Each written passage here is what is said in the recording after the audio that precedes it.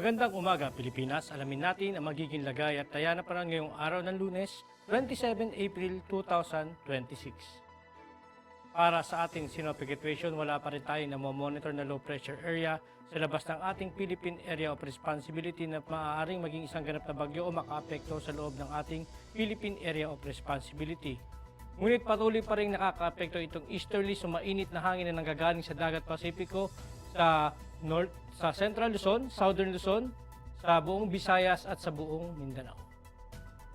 Dahil dito asahan natin sa Sorsogon, Dinagat Island at Southern Leyte, Northern at Eastern Samar ay makakaranas ng maulap na kalangitan na may kalat-kalat na pagulan, pagkulog at pagkidlat.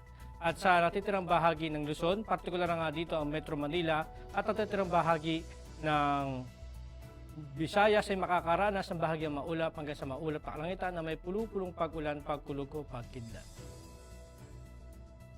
Samantala dito sa Mindanao, asahan natin sa may Surigao del Norte ay makakaranas din ng maulap na kalangitan na may kalat-kalat na pag-ulan, pagkulog at pagkidlat. At sa natitirang bahagi ng Mindanao ay makakaranas naman ng bahagyang maulap hanggang sa maulap na kalangitan na may pulupulong pag-ulan, pagkulog o pagkidlat. Para naman sa ating flight level wind chart, dito sa 2,500 to 5,000 feet, asahan natin ang hangin ay manggagaling sa hilagang silangan hanggang sa silangan.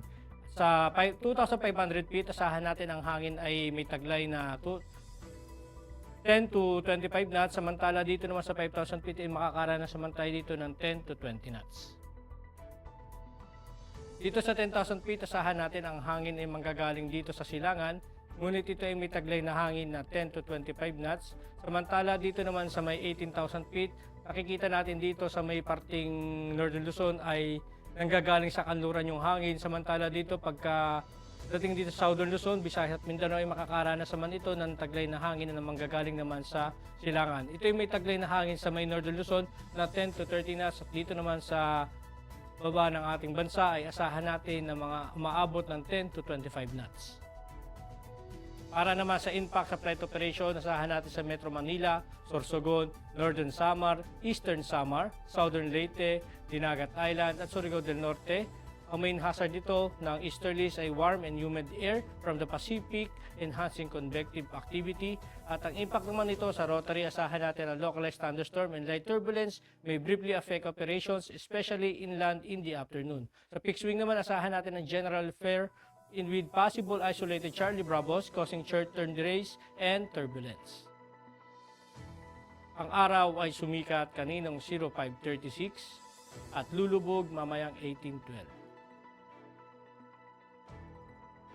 Meron naman tayong 83% increasing moon illumination. At para maging updated sa lagay at taya ng panahon, ipalo lang ang aming mga officially social media accounts ng Air Force Weather Center. At yan lang po lagay ng ating panahon ngayong umaga at sa ngalan nga po ng aming commanding officer na si Colonel Alvin John Q. Gador Pap GSC. Ako si Staff Sergeant Edward B. Sagadraca Jr., Philippine Air Force Weather Broadcaster ng Air Force Weather Center. Muli magandang umaga at maraming salamat.